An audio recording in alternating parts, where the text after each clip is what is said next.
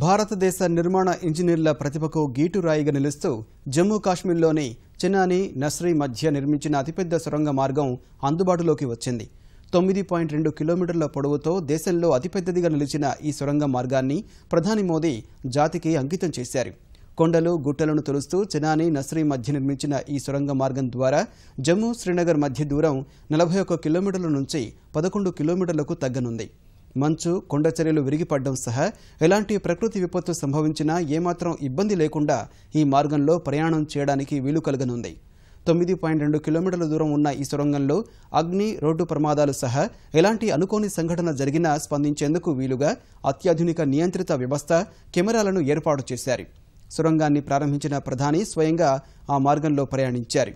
సొరంగంలో కలితిరిగిన మోదీ దాని నిర్మాణాన్ని పరిశీలించారు.